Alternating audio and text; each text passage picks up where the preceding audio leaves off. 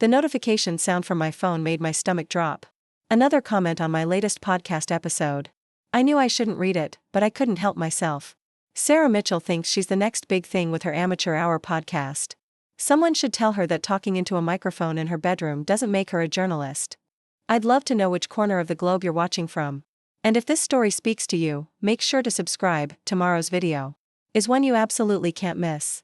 I stared at the screen, my coffee growing cold in my hands. 6 months ago, I thought I was chasing my dream.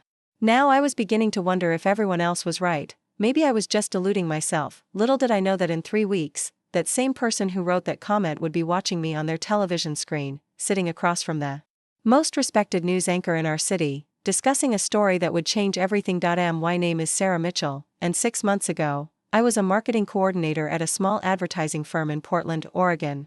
I had what most people would consider a decent job, decent pay, decent benefits, decent coworkers.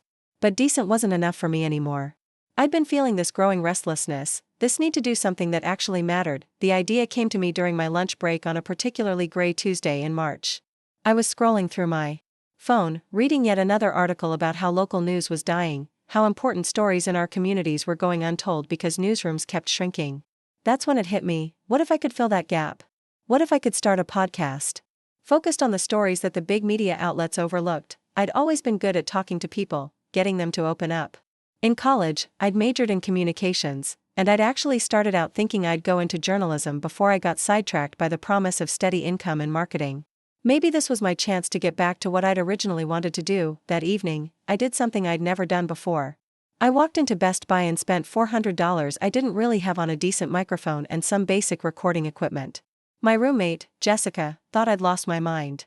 "Sarah, you can't just decide to become a podcaster overnight," she said, sitting on our couch with a bowl of cereal, watching me unbox my new equipment.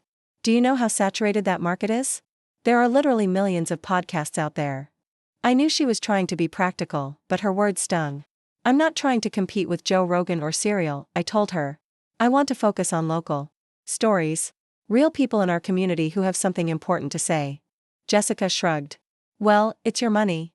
I spent that first weekend watching YouTube tutorials on how to use audio editing software, how to set up proper recording equipment, how to write interview questions that would get people talking. It was overwhelming, but I felt more energized than I had in months. My first episode was rough. Really rough. I interviewed Mrs. Elena Rodriguez, an elderly woman from my neighborhood who'd been fighting the city for 2 years to get a stop sign installed at a dangerous intersection where 3 accidents had already happened. It was a small story, but it mattered to her and to the families who lived on that street. The audio quality was terrible. I stumbled over my words, forgot to ask follow-up questions, and the whole thing felt awkward and amateur. But Mrs. Rodriguez was grateful that someone was finally listening to her story. That feeling, knowing that I'd given her a voice, made all the technical difficulties worth it. I called my podcast Voices Unheard, and I uploaded that first episode to Spotify, Apple Podcasts, and a few other platforms. I had no idea what I was doing from a marketing perspective, but I figured I'd learn as I went. For the first month, my download numbers were embarrassing. Episode 1 had 12 downloads, and I'm pretty sure half of those were from me checking to make sure it had uploaded correctly. Episode 2, where I interviewed a local veteran who was struggling with the VA's bureaucracy, got 18 downloads. I tried not to let it discourage me, but it was hard not to feel like I was shouting into the void. The breakthrough came with my 4th episode. I'd been hearing rumors about problems at Jefferson Elementary School, teachers leaving mid-semester, parents complaining about overcrowded classrooms, kids coming home upset about changes in their daily routines. The school district's official line was that everything was fine, just some minor administrative adjustments. I decided to dig deeper. I started by interviewing 3 parents who were willing to talk on the record about what their children were experiencing. Then I reached out to 2 teachers who had recently left the school. Getting them to talk was tricky. They were worried about burning bridges in a small educational community, but eventually, they agreed to speak with me on the condition that I wouldn't use their full names. What I uncovered was a mess. The school had hired a new principal, Dr. Marcus Thompson, who had come in with promises of revolutionary changes to improve test scores. But his methods were causing chaos. He'd eliminated recess for grades 3 through 5 to make more time for test prep. He'd implemented a strict disciplinary system that resulted in kindergartners getting suspended for minor infractions. Most damaging of all, he'd been pushing out experienced teachers and replacing them with inexperienced substitutes to save money on salaries. The episode 1 produced was 43 minutes long, my longest yet, and I was proud of the work I'd done. I'd fact-checked everything, reached out to the school district for comment, they declined, and presented the information in a clear, balanced way that let the facts speak for themselves. I uploaded it on a Thursday evening, posted about it on my social media accounts, and went to bed hoping maybe I'd break 50 downloads this time. I woke up to my phone buzzing with notifications. The episode had been shared in several local Facebook groups, and by Friday afternoon, it had over 2,000 downloads. Parents were commenting, sharing their own experiences, and tagging the school district in posts demanding answers. For the first time since I'd started the podcast, I felt like I was actually making a difference. But that feeling didn't last long. On Saturday morning, I checked my social media and found that someone had created a Facebook group called Sarah Mitchell's Fake News Podcast Exposed. The group already had over 300 members, and the posts were brutal. "Who does this girl think she is, attacking our schools?" read one post with dozens of likes and comments. "Sarah Mitchell is just another millennial trying to get famous by tearing down good people," said another. "She's not even a real journalist. She works at an advertising company and records this garbage in her bedroom. Why is anyone taking her seriously?" The comments kept coming. People were calling me everything from attention-seeking to dangerous to a wannabe investigative reporter who doesn't know what she's talking about. Someone had even found my LinkedIn profile and was mocking my marketing background, saying I had no business covering education stories. The worst part was that some of the criticism was coming from people I recognized, neighbors, former classmates, even a few coworkers from my day job.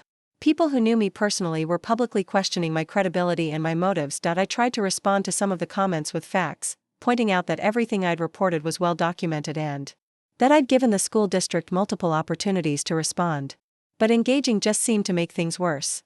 The more I defended myself, the more people accused me of being defensive and unprofessional. By Sunday evening, the Facebook group had grown to over 600 members. Someone had created a fake Twitter account impersonating me and was posting inflammatory comments designed to make me look bad. Another person had left a 1-star review on Apple Podcasts calling my show irresponsible amateur hour garbage. I was devastated. I'd worked so hard on that episode, and I genuinely believed the story needed to be told. But maybe everyone was right. Maybe I was in over my head. Maybe I should stick to marketing and leave journalism to the professionals. Jessica found me crying in my room Sunday night, scrolling through comment after comment attacking my character and my work. "Hey," she said, sitting down on my bed. "I know this sucks, but maybe you should take a step back and think about whether this is really worth it." I looked at her through tears. "What do you mean?" "I mean, you're putting yourself out there and getting torn apart by strangers on the internet. You have a good job that pays your bills. Maybe it's time to call this podcasting thing a learning experience and move on." Her words hit me harder than all the online criticism combined, because they were coming from someone who cared about me. And the worst part was, I was starting to think she might be right. I spent that night staring at the ceiling, replaying every harsh comment, every personal attack, every suggestion that I was naive and unqualified. Maybe I was kidding myself. Maybe I didn't have what it took to be a real journalist. Maybe I should delete the podcast and pretend this whole thing never happened. But then I remembered Mrs. Rodriguez thanking me for finally listening to her story about the stop sign. I remembered the veteran who said he felt heard for the first time in years after our interview.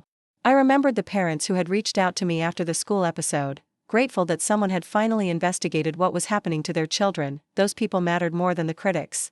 Their stories mattered more than the mockery. I made a decision that night. I wasn't going to quit. I wasn't going to let a bunch of strangers on the internet dictate what stories got told in my community. If anything, the backlash told me I was onto something important. People don't get that angry unless you're threatening something they want to keep hidden. The next morning, I started working on my next episode. I had a story to tell about the city's handling of homeless services, and I wasn't going to let anyone stop me from telling it. My fifth episode was about the city's homeless services, and it took me 3 weeks to research properly. I spent hours at the Central Library, digging through city council meeting minutes and budget reports. I interviewed 5 people experiencing homelessness, 3 social workers, and 2 city officials who were willing to speak on background. A lot of love and effort went into bringing this story to life. If you're enjoying it, we'd be so grateful if you'd subscribe to our channel. Now, back to where we left off. What I discovered was a system that looked good on paper but was failing the people it was supposed to help. The city had allocated $2.8 million for homeless services the previous year, but most of that money had gone to administrative costs and consultant fees. The actual shelters were understaffed, overcrowded, and turning people away every night. The most heartbreaking interview was with a woman named Linda Chen, a 34-year-old former nurse who had lost her job due to a back injury, then lost her apartment when she couldn't work. She'd been trying to access city services for 4 months but kept getting shuffled between different departments, filling out the same paperwork over and over again. "I have a master's degree," Linda told me, her voice breaking slightly. "I worked in the ICU for 8 years, saving lives. Now I can't even get someone to return my phone calls about emergency housing assistance." When I released the episode, the response was different this time. The download numbers climbed steadily, 3,000 in the first day, then 5,000, then 8,000. But more importantly, people were taking action. A local church reached out to Linda directly and helped her find temporary housing. 2 city council members posted on social media acknowledging the problems I'd highlighted and promising to look into the issues. For a brief moment, I felt vindicated. This was exactly what I'd hoped my podcast could accomplish: real change for real people. Then the second wave of backlash hit, and it was worse than before. The Sarah Mitchell's Fake News Podcast Exposed Facebook group had grown to over 1,500 members. Someone had done a deep dive into my social media history, screenshotting posts from college where I'd expressed liberal political views, and was using them to paint me as a biased activist rather than a journalist. More damaging was a post from someone claiming to be a former coworker at my advertising firm. They wrote a long comment about how I was always stirring up drama in the office and acting like I was better than everyone else. It wasn't true. I'd had good relationships with most of my colleagues, but the post got shared dozens of times and seemed to give people permission to make up their own stories about my character. The criticism started affecting my day job. My boss, Richard Hoffman, called me into his office on a Tuesday morning. He was normally pretty laid back, but he looked uncomfortable as he closed the door behind me. "Sarah, I need to talk to you about your podcast," he said, not making eye contact. My heart sank. "Is there a problem?" "Look, what you do in your free time is usually your business, but I've had 3 clients ask me about you in the past week. They've seen the stuff online, and they're concerned about having someone controversial working on their accounts." "Controversial?" I couldn't hide the hurt in my voice. "Richard, I'm just reporting on local issues. Everything I've published is factual and well-researched." He held up his hands. "I'm not questioning your journalism, Sarah. But I have to think about the business. Maybe you could consider toning things down a bit? Or using a pseudonym?" The suggestion felt like a slap in the face. Using a pseudonym would undermine everything I was trying to build. How could I expect people to trust my reporting if I wasn't even willing to put my name on it? "I need to think about it," I told him. That afternoon, I sat in my car in the parking lot of my office building, seriously considering whether I should just delete the entire podcast and pretend this phase of my life had never happened.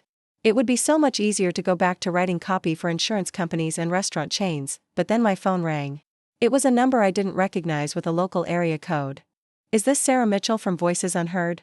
The voice was elderly, female, and sounded nervous. "Yes, this is Sarah. My name is Dorothy Walsh. I'm 73 years old, and I live in the Riverside Apartments downtown. I listened to your episode about the homeless services, and I think I have a story you might be interested in." Dorothy proceeded to tell me something that made my blood run cold. The Riverside Apartments were subsidized housing for seniors and disabled individuals. 3 months ago, the property management company had been sold to a corporation called Pinnacle Holdings. Since then, residents had been receiving notices about rent increases, maintenance requests were being ignored, and several longtime residents had been evicted on questionable grounds. "They're trying to force us out," Dorothy said. "They want to renovate the whole building and turn it into luxury condos. But most of us have nowhere else to go. I've lived here for 12 years. This is my home." I arranged to meet Dorothy the next day after work. The Riverside Apartments were in a part of downtown that was rapidly gentrifying. The building itself was old but well-maintained, with a small garden in the courtyard where several elderly residents were sitting on benches. Talking quietly, Dorothy met me in the lobby. She was a small woman with silver hair and bright blue eyes that held a mixture of determination and fear. She led me up to her apartment on the 3rd floor, a tiny but immaculately clean one-bedroom that she'd clearly put a lot of love into making her own. "I moved here after my husband died," she explained, showing me photos of her late husband on a side table. "The rent was affordable on my Social Security, and I felt safe here. We all looked out for each other, you know? Mrs. Patterson down the hall makes sure I'm okay if I don't pick up my mail for a couple days. Mr. Kim on the 2nd floor helps me with my groceries." She showed me a stack of papers, notices from the new management company, letters from lawyers, documentation of maintenance requests that had been ignored for months. Her kitchen faucet had been leaking for 6 weeks. The elevator had been broken for a month, making it difficult for residents with mobility issues to leave their apartments. The worst part is how they treat us, Dorothy said, her voice shaking slightly. The new manager, this young man named Brad, he talks to us like we're stupid. Like we don't deserve to be here. He told Mrs. Patterson that maybe it's time for her to consider other living arrangements because she complained about the heat not working. I spent 2 hours with Dorothy, taking notes and asking questions. Then she introduced me to 5 other residents, each with similar stories. Mr. Kim, a Korean War veteran, had received an eviction notice for allegedly violating the lease by having his grandson visit too frequently. Mrs. Patterson, who was 81 and had lived in the building for 15 years, was being charged bogus fees for excessive wear and tear on her apartment. The pattern was clear and deliberate. Pinnacle Holdings was systematically making life difficult for the current residents, hoping they would leave voluntarily rather than fight eviction proceedings that could drag on for months. I spent the next 2 weeks investigating Pinnacle Holdings. They were a company based in Seattle that specialized in what they called value-add real estate investments. Essentially, they bought affordable housing properties, forced out the existing tenants, and converted them into high-end rentals. They'd done the same thing in 3 other cities over the past 5 years. In each case, they'd used the same tactics, ignoring maintenance requests, charging dubious fees, creating an unwelcoming environment until residents gave up and moved out. I also discovered that Pinnacle Holdings had connections to several city council members through campaign contributions and shared business interests. 2 council members had voted to approve tax incentives for affordable housing development that had directly benefited Pinnacle Holdings, even though the company's business model was explicitly designed to eliminate affordable housing. This was the biggest story I'd tackled so far, and I knew it would generate even more controversy than my previous episodes. But Dorothy and the other residents were counting on me. They didn't have anywhere else to turn. I recorded the episode over a weekend, being extra careful to fact-check every claim and to present the information as objectively as possible. I reached out to Pinnacle Holdings multiple times for comment, but they never responded. I also contacted the city council members who had financial ties to the company, but only one was willing to give me a brief statement. The episode was 52 minutes long, and I titled it, Displaced: How Corporate Greed is Destroying Affordable Housing.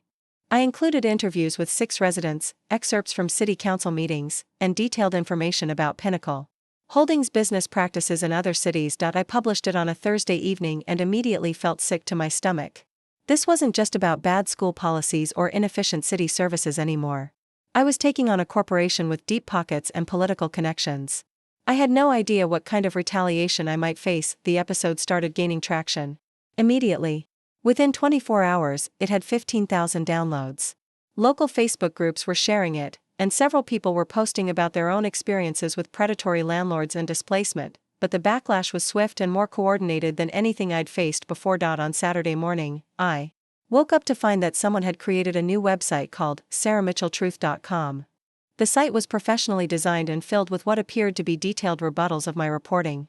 It questioned my sources, suggested I had ulterior motives, and painted me as an inexperienced blogger who was in over her head. More troubling was that the site included personal information about me, my home address, my employer, even details about my college years that weren't available on my public social media profiles.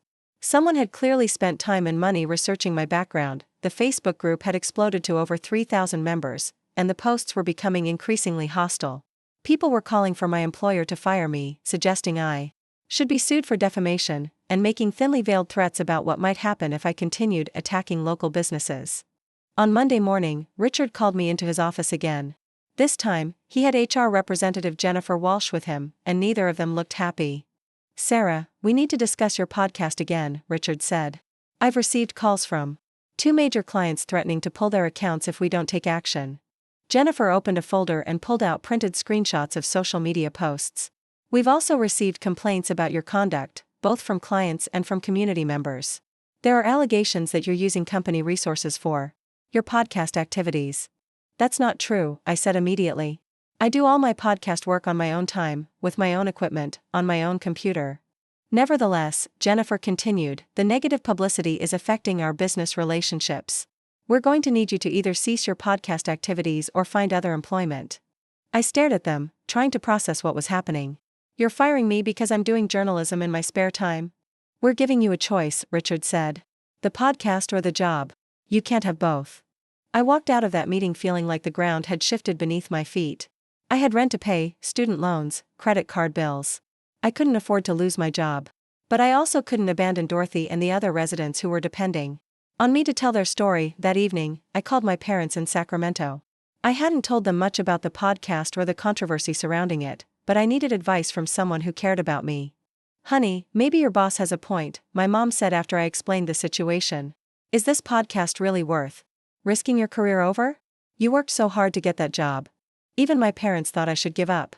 Everyone in my life was telling me the same thing, that I was in over my head, that I should quit while I was ahead, that I wasn't cut out for this kind of work. That night, I sat in my apartment, staring at my laptop screen with a resignation letter half written. It would be so easy to send it, delete the podcast, and go back to my comfortable, predictable life writing marketing copy, but then I thought about Dorothy Walsh, sitting in her apartment with a stack of legal notices, wondering if anyone would ever hold Pinnacle Holdings accountable for what they were doing to vulnerable seniors. I closed the resignation letter without sending it and opened my audio editing software instead. I had another story to tell. The next morning, I made a decision that would change everything.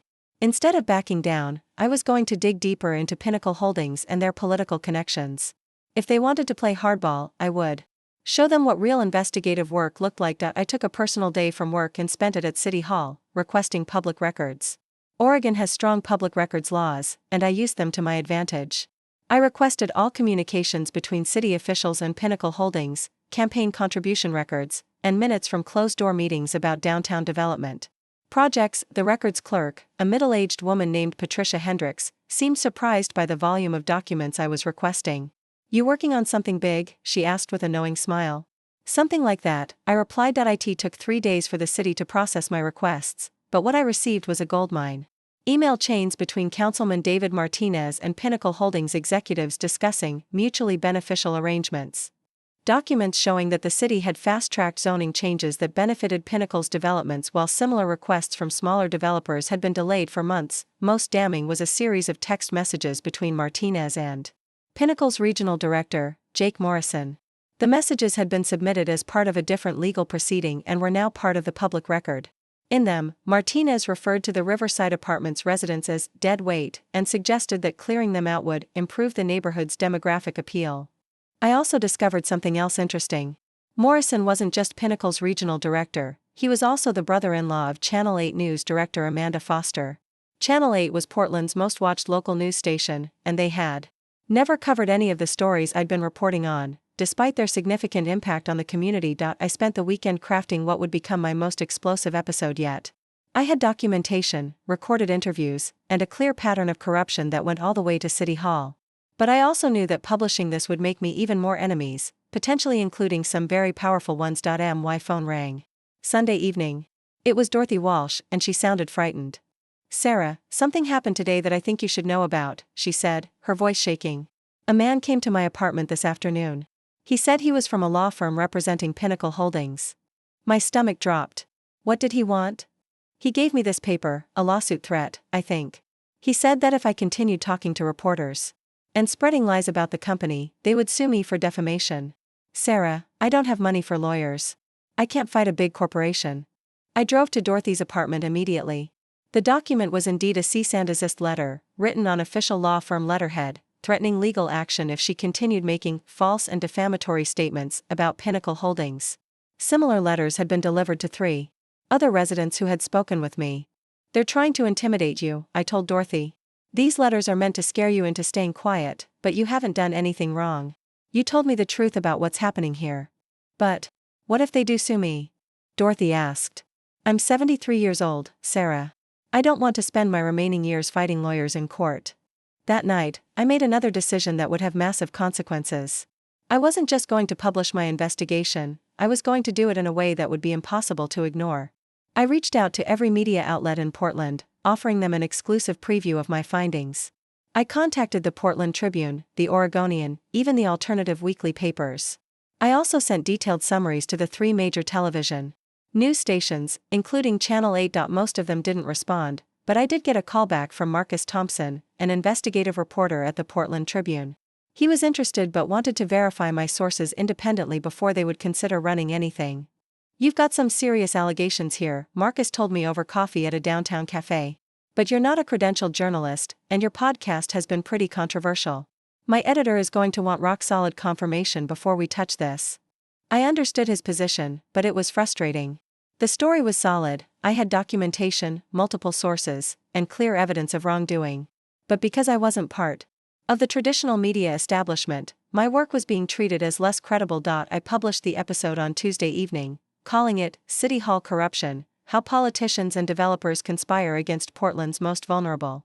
It was my longest episode yet, nearly 70 minutes, and included audio of my interviews with residents, readings from the public records I'd obtained, and detailed explanations of the financial connections between city officials and Pinnacle Holdings. The response was immediate and overwhelming. Within hours, the episode had been downloaded over 20,000 times. People were sharing it across every social media platform, and the comments were unlike anything I'd seen before. Instead of just expressing outrage, people were organizing. Someone had created a Facebook event for a city council meeting protest. Others were sharing contact information for city officials and encouraging people to call and demand action. By Wednesday morning, the episode had 50,000 downloads. Local radio station KPTV mentioned it during their morning news roundup. The Portland subreddit had multiple threads discussing the investigation, and several people were sharing their own experiences with predatory landlords and city corruption. But then something unexpected happened. On Wednesday afternoon, I received a call from someone I didn't recognize. "Is this Sarah Mitchell from Voices Unheard?" The voice was professional, confident. "Yes, who is this?" "My name is Rachel Stevens. I'm a producer at Channel 8 News. I'd like to talk to you about your recent podcast episode." I almost dropped the phone. Channel 8 News was the biggest television news operation in Portland. Their evening newscast regularly drew over 200,000 viewers, and their investigative team had won multiple regional Emmy Awards. "What about it?" I asked, trying to keep my voice steady. "We'd like to have you on our evening news program to discuss your investigation. Would you be available for an interview tomorrow?" I couldn't believe what I was hearing. The same television station that had ignored every local story I'd covered, that had never acknowledged the issues I'd been reporting on for months, now wanted to interview me. "Can I ask what changed your mind?" I said. Rachel paused for a moment. "Your story is generating a lot of public interest. We think our viewers deserve to hear about these allegations." What she didn't say, but what I suspected, was that the story had gained too much traction for them to ignore anymore. Social media had amplified my investigation to the point where traditional media couldn't pretend it didn't exist. "I'll do the interview," I told her. That evening, I called my parents to tell them about the Channel 8 interview. My mom was excited but worried. "Honey, are you sure you're ready for this? Television is different from your podcast. There will be a lot more people watching." She was right to be concerned. I'd gotten comfortable talking into my microphone in my bedroom, but being on live television would be completely different. I'd be facing a professional journalist who might try to poke holes in my investigation, and I'd have to defend my work in real time in front of hundreds of thousands of viewers. I spent that night preparing. I reviewed all my notes, practiced explaining complex financial relationships in simple terms, and tried to anticipate what questions I might be asked. I also thought about Dorothy Walsh and the other residents who were counting on me to tell their story accurately and effectively. The next morning brought another surprise. I received a call from my boss, Richard, but his tone was completely different from our previous conversations. "Sarah, I saw the news about your Channel 8 interview," he said. "Listen, I think we were hasty in our ultimatum yesterday. Maybe we can work something out." The sudden change in attitude was jarring. "What do you mean?" "Well, having an employee who's making television appearances, it could actually be good for our profile. Maybe we could find a way to incorporate your journalism skills into some of our client work." I realized what was happening. When my podcast was controversial and causing problems, they wanted me to quit. Now that I was getting mainstream media attention, they suddenly saw value in being associated with me. "I appreciate that, Richard, but I'm going to need some time to think about my future here," I told him. The Channel 8 studios were in a modern glass building in Northwest Portland. I arrived 2 hours early, partly because I was nervous and partly because I wanted to prepare as much as possible. The receptionist directed me to a green room where I waited with a cup of coffee and my notes. At 4:30, Rachel Stevens came to get me. She was a tall woman in her 40s with short brown hair and the kind of confident demeanor I associated with television professionals. "Ready for this?" she asked as we walked toward the studio. "As ready as I can be." The studio was smaller than I'd expected but filled with bright lights and cameras. The anchor desk where I'd be sitting was positioned in front of a backdrop showing the Portland skyline. Tom Bradley, the evening news anchor, was reviewing his notes when we walked in. Tom Bradley was something of a local celebrity. He'd been anchoring the evening news for 15 years, and everyone in Portland knew his face. He had gray hair, a reassuring voice, and the kind of gravitas that made people trust what he was saying. "Sarah, good to meet you," he said, shaking my hand. "I've been reading your research, and it's quite impressive. You've uncovered some serious issues." His words were reassuring, but I could see in his eyes that this was going to be a real interview, not a softball conversation. He was going to test my knowledge and my credibility in front of his audience. At 5:45, they clipped a microphone to my shirt and told me we'd be going live in 10 minutes. I sat at the desk across from Tom Bradley, trying to calm my nerves and focus on the story I was there to tell. "Remember," Rachel said from behind the cameras, "this is live television. Take your time with your answers, speak clearly, and don't be afraid to pause if you need to think." The red light on the camera turned on, and Tom Bradley looked directly into the lens. "Good evening, I'm Tom Bradley. Tonight, we're joined by Sarah Mitchell, creator of the local podcast Voices Unheard, who has been investigating allegations of corruption involving Portland city officials and a Seattle-based development company. Sarah, thank you for joining us." "Thank you for having me, Tom. Let's start with the basics. You're not a professional journalist, correct? You work in marketing and started this podcast just 6 months ago. What made you think you were qualified to investigate city corruption?" The question was direct and challenging, exactly what I'd expected. I took a breath and looked directly at Tom. "You're right that I'm not a traditional journalist, Tom. But I am a Portland resident who cares about my community. When I started hearing from elderly residents about being forced out of their homes, I felt a responsibility to listen to their stories and investigate their claims. The evidence I found speaks for itself, regardless of my professional background." "And what evidence did you find?" This was my moment. I spent the next 10 minutes walking through my investigation, explaining the public records I'd obtained, the financial connections between city officials and Pinnacle Holdings, and the systematic intimidation of elderly residents. Tom asked tough follow-up questions, but I was prepared for all of them. "The city has issued a statement denying any wrongdoing," Tom said near the end of the interview. "They say your allegations are based on misunderstandings and selective interpretation of public records. How do you respond to that?" "I'd encourage viewers to look at the documents themselves," I replied. "Everything I've reported is based on official city records that anyone can request. The email exchanges, the campaign contributions, the fast-tracked zoning changes, it's all documented. If city officials want to dispute my interpretation, they should explain why they think it's acceptable for elected officials to coordinate with developers at the expense of vulnerable residents." The interview lasted 18 minutes, longer than originally planned. When the cameras stopped rolling, Tom Bradley smiled and shook my hand again. "That was excellent work, Sarah. You handled yourself like a pro." As I left the studio, my phone was already buzzing with notifications.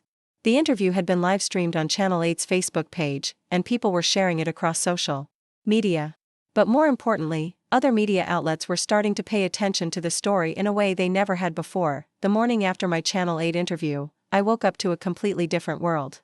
My phone had been buzzing all night with notifications. The interview video had been viewed over 100,000 times on Facebook, and my podcast downloads had exploded overnight. The latest episode had been downloaded 80,000 times in 12 hours, but more importantly, things were starting to happen in the real world. I received a call at 7 a.m. from Dorothy Walsh, and for the first time in weeks, she sounded hopeful.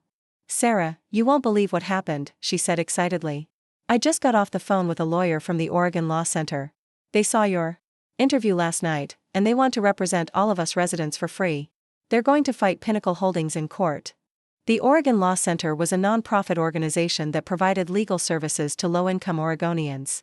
Having them take on the case meant that Dorothy and the other residents would finally have real legal representation against a corporation with deep pockets. An hour later, I got another call, this one from Marcus Thompson at the Portland Tribune. "Sarah, my editor wants to run a full investigation based on your findings. We're going to assign 2 reporters to dig deeper into the Pinnacle Holdings story. Would you be willing to share your research with us?" I felt a surge of validation. The same newspaper that had been hesitant to touch my story just days ago was now treating it as front-page material. "Of course," I told Marcus. "I want this story to get as much attention as possible." By noon, I had received interview requests from 3 other local media outlets, 2 radio stations, and a reporter from the Seattle Times who was investigating Pinnacle Holdings practices in other cities. The story I had been telling for months was suddenly being treated as legitimate news by everyone who had previously ignored it, but the most surprising call came at 2 p.m.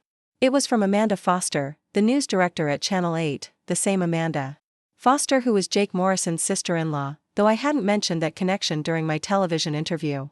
Ms. Mitchell, I was wondering if you'd be interested in coming in to discuss some freelance opportunities with our investigative team, she said, her voice professionally cordial. I almost laughed out loud.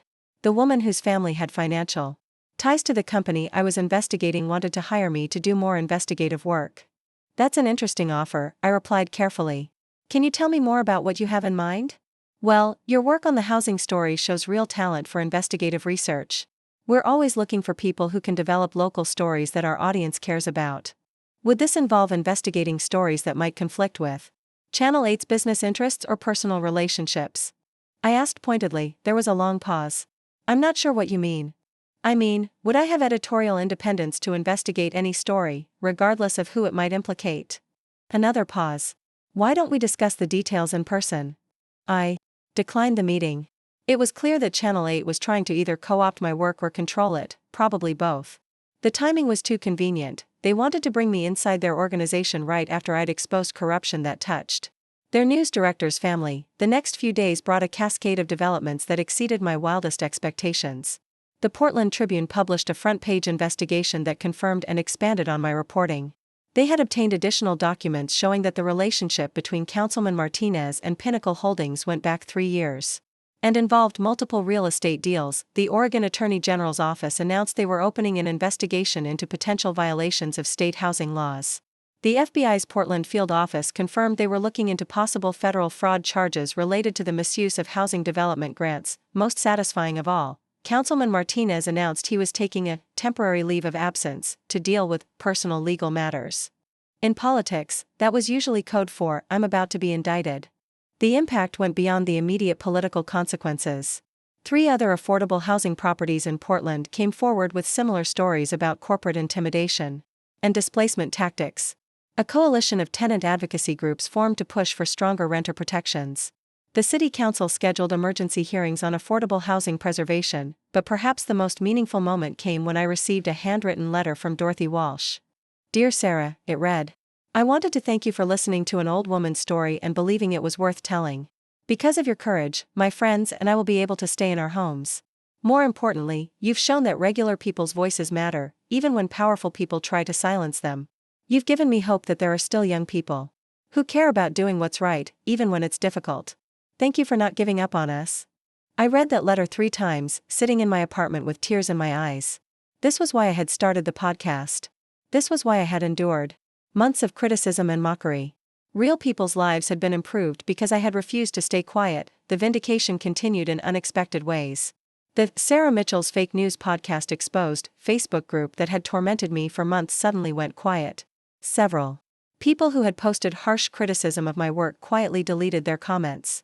A few even sent private messages apologizing and admitting they had been wrong to attack me without actually listening to my reporting. My former coworker who had claimed I was always stirring up drama at the office posted a public retraction, acknowledging that she had been motivated by jealousy rather than facts. The website that had been created to discredit me mysteriously disappeared overnight. Most importantly, downloads of my podcast skyrocketed. Episodes that had struggled to reach 500 downloads 6 months ago were now regularly hitting 50,000. I was receiving listener emails from across the Pacific Northwest, with people sharing their own stories of local corruption and asking for advice on how to investigate issues in their communities. 3 weeks after my Channel 8 interview, I made a decision that 6 months earlier would have seemed impossible. I walked into Richard Hoffman's office and resigned from my marketing job. Sarah, are you sure about this? Richard asked, looking genuinely concerned. I know we had some rough moments, but you've got a future here. Your podcast success could really benefit our agency. I appreciate that, Richard, but I found my calling. I'm going to focus on journalism full-time. The truth was, I didn't know how I was going to make a living as an independent journalist. Podcast advertising revenue was still minimal, and freelance journalism was notoriously unstable. But I had proven to myself and to my community that I could do this work, and I couldn't go back to writing copy for insurance companies after experiencing the satisfaction of holding powerful people accountable. 2 days after I quit my job, I received another surprise phone call. This one was from Jennifer Walsh at Oregon Public Broadcasting. Sarah, we've been following your work, and we're impressed by your investigative skills and your commitment to local stories.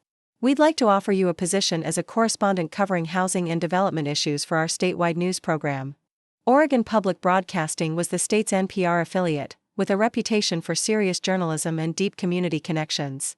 It was exactly the kind of organization I had dreamed of working for when I was studying communications in college. The position would allow you to continue your podcast while also contributing to our radio and digital coverage, Jennifer continued. We believe your style of community-focused journalism is exactly what Oregon needs right now. I accepted the offer. Immediately. On my last day at the advertising firm, Jessica helped me pack up my desk. She had been watching my transformation over the past months with a mixture of admiration and bewilderment. I have to admit, I was wrong about the podcast thing, she said as we loaded boxes into my car. When you first started, I thought you were just going through some kind of quarter-life crisis. I never imagined it would lead to all this. Honestly, neither did I replied. 6 months ago, I was just angry that important stories weren't being told. I never thought I'd end up testifying before the city council or getting job offers from public radio. That evening, I recorded a special episode of Voices Unheard. It was the first time I had directly addressed the criticism and mockery I had faced, and the first time I had talked about the personal cost of the work I was doing. When I started this podcast, I said into my microphone, a lot of people told me I was wasting my time. They said I wasn't a real journalist, that I didn't have the credentials or the experience to investigate serious issues. Some of you listening probably agreed with them. Maybe you thought I was just another amateur with a microphone, trying to get attention by stirring up controversy. I paused, thinking about all the harsh comments, the Facebook groups dedicated to discrediting me, the professional and personal attacks I had endured. But here's what I learned over these past 6 months: credentials and experience matter, but they're not the only things that matter. What also matters is being willing to listen to people whose voices aren't usually heard. What matters is being willing to do the hard work of research and fact-checking, even when it's tedious and time-consuming. What matters is being willing to ask difficult questions, even when powerful people don't want to answer them. I talked about Dorothy Walsh and the other residents whose stories had been ignored by traditional media. I talked about the importance of local journalism and community accountability. I talked about the responsibility that comes with having a platform, no matter how small it starts out. I'm not sharing this to gloat or to say, I told you so, to the people who doubted me, I continued. I'm sharing it because I want other people to know that your voice matters, even if you're not a professional journalist. If you see something wrong in your community, if you hear stories that aren't being told, you have the power to change that. You don't need permission from traditional media gatekeepers to start asking questions and demanding answers. The episode ended with a preview of what was coming next. I was expanding Voices Unheard into a network of local podcasts across Oregon, training community members to investigate and report on issues in their own towns. Oregon Public Broadcasting was providing funding and technical support for the project. I also announced that I would be launching a monthly live show in Portland, where community members could share their stories directly with an audience. The first show was scheduled for the following month at a downtown venue that had donated the space. As I finished recording, I looked around my bedroom where I had started this entire journey 6 months ago. The same microphone, the same recording setup, the same small apartment. But everything else had changed completely. My phone buzzed with a text message from my mom. Saw the news about your new job. Your father and I are so proud of you for not giving up on your dreams. Even my parents, who had initially been worried about my career change, were now supportive of the path I had chosen. That night, I couldn't sleep. I kept thinking about how different my life had become, and how it had all started with a simple decision to buy a microphone and start asking questions. I thought about all the people who had tried to discourage me, who had mocked my efforts, who had suggested I didn't belong in journalism. Some of those people were now sharing my work on social media. Some were reaching out to apologize. Some were asking for advice on starting their own community journalism projects. The irony wasn't lost on me. The same people who had created Facebook groups to mock my amateur hour podcast were now watching me on their television screens, being treated as a legitimate journalist by the very media establishment they had claimed I could never join. But the real vindication wasn't in their change of attitude. It was in the stack of letters on my desk from people whose lives had been affected by my reporting. It was in the policy changes the city council was implementing to protect vulnerable residents. It was in the knowledge that I had found my purpose and proven to myself that I could make a difference. 6 months ago, I was Sarah Mitchell, marketing coordinator who felt restless and unfulfilled. Now I was Sarah Mitchell, investigative journalist whose work was changing her community. And it had all started with refusing to let other people define what I was capable of accomplishing. 6 months into my new role at Oregon Public Broadcasting, I thought I had seen the full scope of what my journalism could accomplish. I was wrong. What happened next would not only vindicate everything I had worked for, but it would also reveal just how deep the corruption I had uncovered actually went. It started with a phone call on a rainy Tuesday morning in November. I was in my new office at OPB, a small but professional space with actual soundproofing and broadcast quality equipment, a far cry from my bedroom setup. The caller ID showed a number I didn't recognize, but something about the area code seemed familiar. Is this Sarah Mitchell? The voice was male, nervous, with a slight accent I couldn't place. Yes, this is Sarah. My name is Alex Petrov. I'm a former employee of Pinnacle Holdings. I heard about your investigation, and I think you need to know what's really happening at that company. My heart started racing. Alex explained that he had worked in Pinnacle's corporate offices in Seattle for 3 years before quitting 6 months ago. He had inside knowledge of their operations not just in Portland, but across the entire Pacific Northwest. What you uncovered in Portland is just the tip of the iceberg, Alex said. They've been doing this in 12 cities across Oregon, Washington, and Northern California. But there's something else, something that makes the whole operation much worse than what you've reported so far. We arranged to meet that afternoon at a coffee shop in downtown Portland. Alex turned out to be a thin man in his early 30s with tired eyes and the demeanor of someone carrying a heavy secret. He had brought with him a laptop bag and what appeared to be several thick folders. Before I show you anything, he said, glancing around nervously, I need you to understand the risk I'm taking. Pinnacle Holdings made me sign a non-disclosure agreement that includes severe financial penalties for talking to journalists. But after seeing what happened to those elderly residents in Portland, I couldn't stay quiet anymore. Alex opened his laptop and showed me internal Pinnacle Holdings documents that took my breath away. The company had developed what they called demographic optimization strategies, systematic plans for identifying properties with elderly, disabled, or low-income residents and forcing them out through a combination of legal pressure, habitability issues, and psychological intimidation. They have a whole playbook, Alex explained, scrolling through PowerPoint presentations that looked like they'd been created by a consulting firm. They target buildings where the residents are least likely to fight back, seniors on fixed incomes, people with disabilities, immigrants who might be afraid of dealing with government agencies. The documents showed that Pinnacle had refined their tactics over years of practice. They would buy affordable housing properties, then systematically create conditions that would force existing residents to leave voluntarily. They would ignore maintenance requests until apartments became nearly uninhabitable, impose arbitrary fees and rule changes, and hire property managers specifically trained in what the company called tenant pressure techniques. But the most disturbing revelation was yet to come. Alex pulled up a spreadsheet that showed the financial projections for each property Pinnacle acquired. Look at this column, he said, pointing to a series of numbers. This shows the increased rental income they project after demographic optimization. For the Riverside apartments in Portland, they were planning to increase monthly rents from an average of $800 to $2,400 after forcing out the existing residents. The numbers were staggering. Across all their properties, Pinnacle was projecting over $50 million in additional annual rental income from their displacement strategies. They weren't just greedy landlords, they were running a systematic operation designed to eliminate affordable housing and extract maximum profit from urban gentrification. There's more, Alex said, his voice dropping to almost a whisper. The political connections you found in Portland exist in every city they operate in. They have a whole department dedicated to what they call municipal relations, basically bribing local officials with campaign contributions, consulting contracts, and other financial arrangements. He showed me documents detailing Pinnacle's political operations in Seattle, Eugene, Salem, Spokane, and 8 other cities.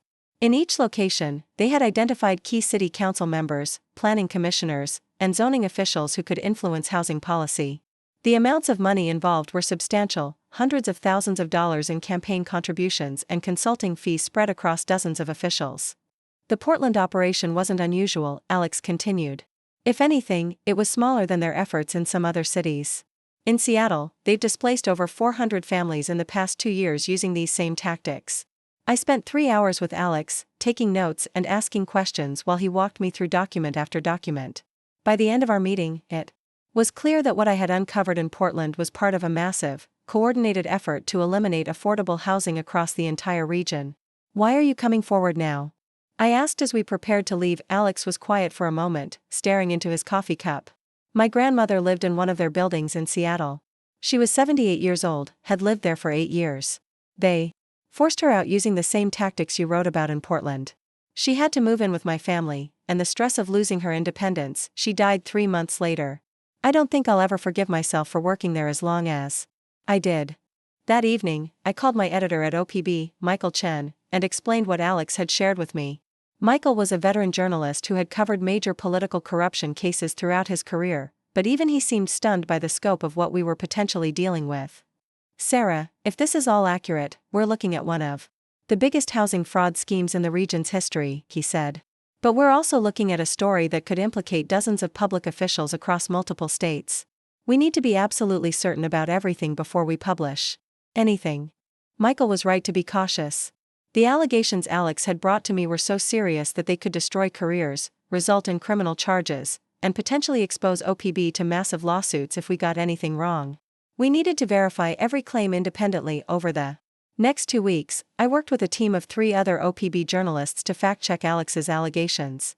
We requested public records from 8 different cities, interviewed former Pinnacle employees in 3 states, and spoke with dozens of residents who had been displaced from Pinnacle properties. The pattern was exactly as Alex had described. In Eugene, we found email exchanges between Pinnacle executives and 2 city council members discussing zoning changes that would benefit the company's development plans. In Seattle, we discovered that Pinnacle had hired the former head of the city's housing authority as a consultant, just months after he had approved several favorable policy changes for the company. Most damning, we found court records showing that Pinnacle had been sued by tenant advocacy groups in 4 different cities, with remarkably similar allegations in each case. The company had settled most of these lawsuits out of court with confidentiality agreements that prevented the details from becoming public. While we were investigating, something else significant happened. The FBI raids that had started in Portland expanded to Seattle and Eugene.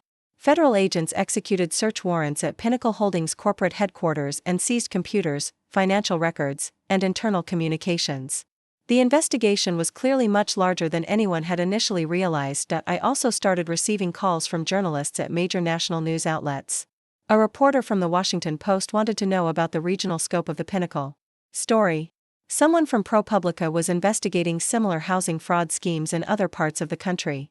CNN was developing a segment about corporate manipulation of local housing policy. The story I had started by listening to Dorothy Walsh's concerns about her apartment building was becoming a national conversation about affordable housing, corporate power, and political corruption. 3 weeks after my first meeting with Alex Petrov, OPB published our investigation as a 3-part series called Displaced: How Corporate Greed is Reshaping the Pacific Northwest. The series included radio segments, a detailed online article with interactive maps showing Pinnacle's properties across the region, and a special podcast miniseries that I hosted. The response was immediate and overwhelming. Within 24 hours, the series had been picked up by news outlets across the country. The Seattle Times published a front-page follow-up investigation. The Portland Tribune ran an editorial calling for federal oversight of housing development companies.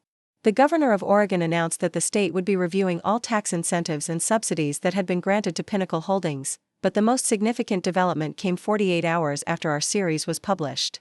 I received a call from Tom Bradley at Channel 8 News, the same anchor who had interviewed me about the original Portland story. "Sarah, we'd like to have you back on the program to discuss your expanded investigation," he said.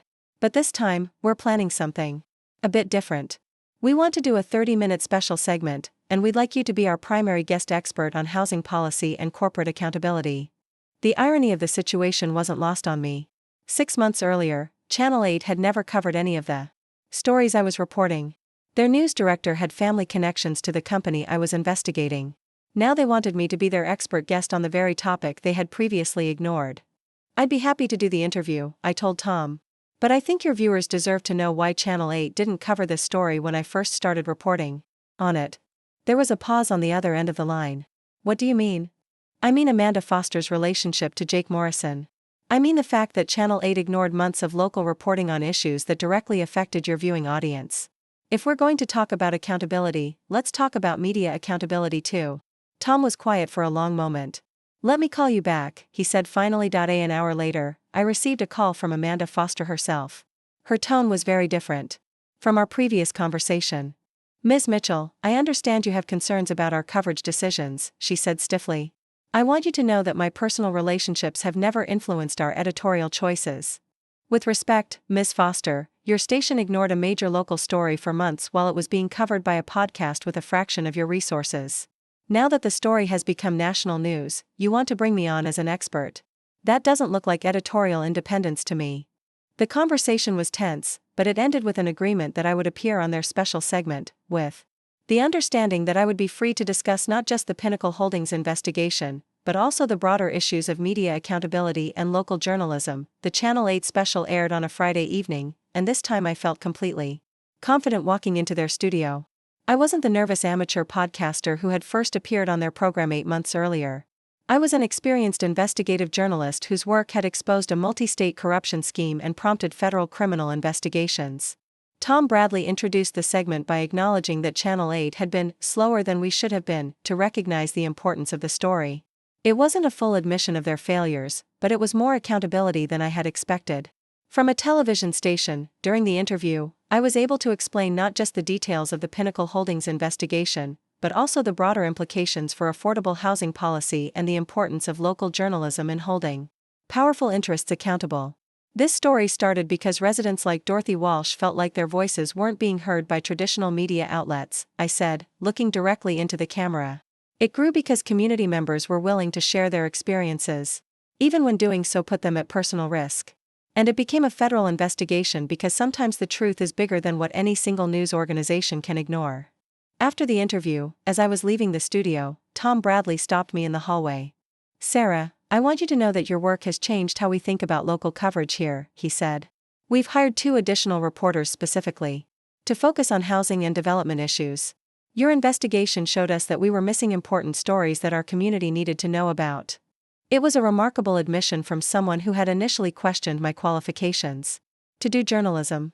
The same television station that had given Pinnacle Holdings corruption a pass for months was now restructuring their newsroom to better cover the kinds of stories I had been telling all along. As I drove home from the studio that evening, I reflected on how completely my life had changed since I first decided to buy a microphone and start asking questions.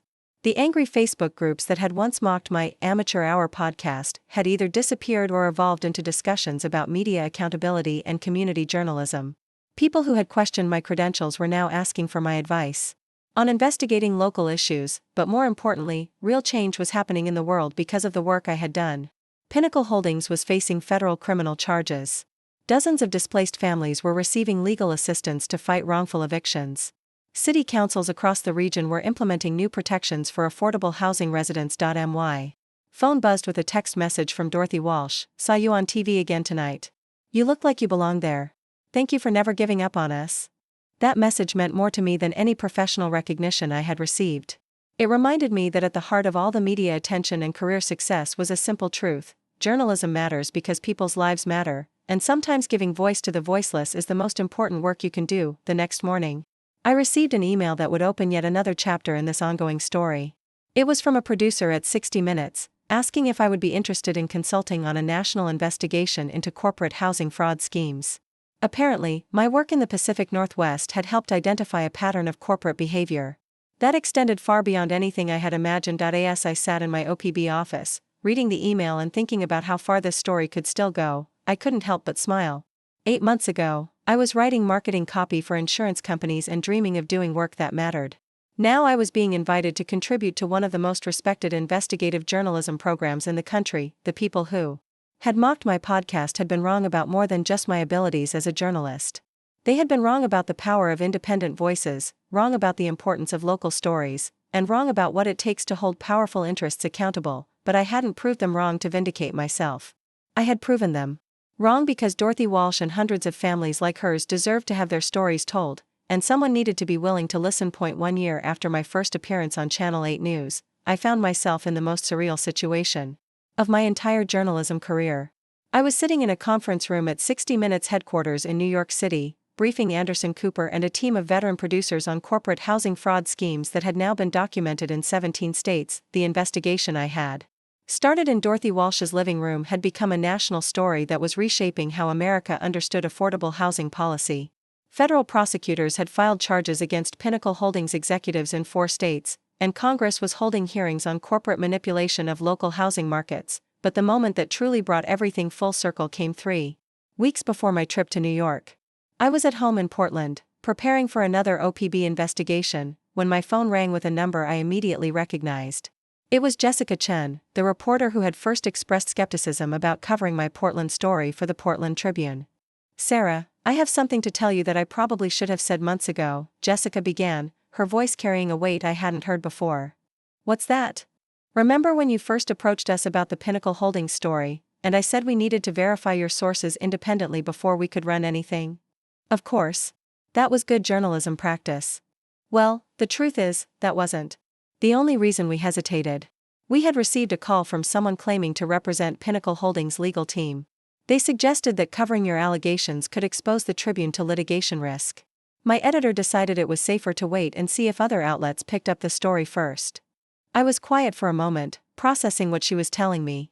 "You're saying Pinnacle Holdings was actively trying to suppress coverage of my investigation?" "That's exactly what I'm saying.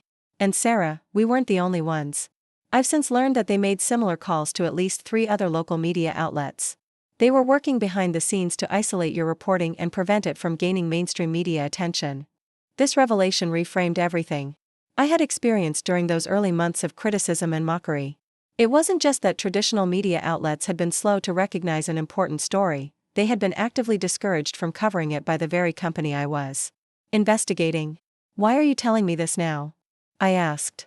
"Because I think people deserve to know how corporate interests can manipulate media coverage, even when journalists think they're making independent editorial decisions. And because I want to apologize. We should have covered your story regardless of the legal threats. That's what journalism is supposed to be about." Jessica's confession prompted me to do some additional investigating into media manipulation tactics used by corporations facing negative coverage.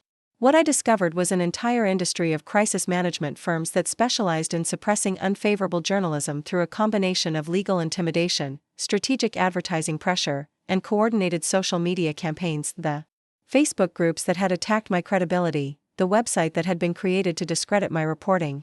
Even some of the harshest individual critics, many of them had been part of a professional campaign to undermine my work before it could gain broader attention. This became the subject of my final major investigation for OPB, a deep dive into corporate media manipulation that we published as a podcast series called Silenced: How Companies Buy Your News. The series documented not just Pinnacle Holdings' efforts to suppress my reporting, but similar campaigns by other corporations to control local news coverage across the country. The response to Silenced was extraordinary. Media organizations that had never acknowledged the pressures they faced from corporate interests began having public conversations about editorial independence and advertiser influence. Journalism schools started incorporating case studies from my investigation into their ethics curricula. The Columbia Journalism Review published a cover story about corporate manipulation of local news that cited my work extensively, but perhaps the most meaningful recognition came from an unexpected source. The same Facebook group that had been created to mock my fake news podcast had evolved into a community of citizen journalists sharing resources for investigating local corruption. The group's administrator, who had initially been one of my harshest critics, sent me a private message. "Sarah, I owe you an apology," the message read. "When you first started reporting on housing issues, I thought you were just another blogger looking for attention. I realize now that I was influenced by information that wasn't objective or accurate. Your work has inspired me to start looking into issues in my own community, and I've learned how difficult real investigative journalism actually is. Thank you for not giving up, even when people like me were making your job harder." 3 months later, I received the most unexpected phone call of my career. It was from Tom Bradley at Channel 8 News, but this time he wasn't calling to schedule an interview. "Sarah, I wanted to let you know that Amanda Foster has resigned as news director," he said. "The station ownership has asked me to serve as interim news director while we search for her replacement. And I wanted to ask if you'd be interested in discussing the position." I was speechless. Channel 8 News, the station that had ignored my reporting for months, that had been compromised by their news director's family connections to Pinnacle Holdings, was offering me the job of running their entire news operation. "Tom, I'm honored by the offer, but I think there might be some irony in me taking over news operations at a station that initially refused to cover my investigations." Tom laughed. "Sarah, that irony is exactly why we need you. You've shown this community what accountability journalism looks like, and you've proven that important stories can come from unexpected places. We want to build a newsroom that doesn't miss those stories anymore." I ultimately declined the news director position, but I did agree to serve as a consulting producer for Channel 8's new investigative unit. The arrangement allowed me to continue my work at OPB while helping traditional media outlets develop better practices for covering local accountability stories. The final vindication came exactly 1 year after my first Channel 8 interview.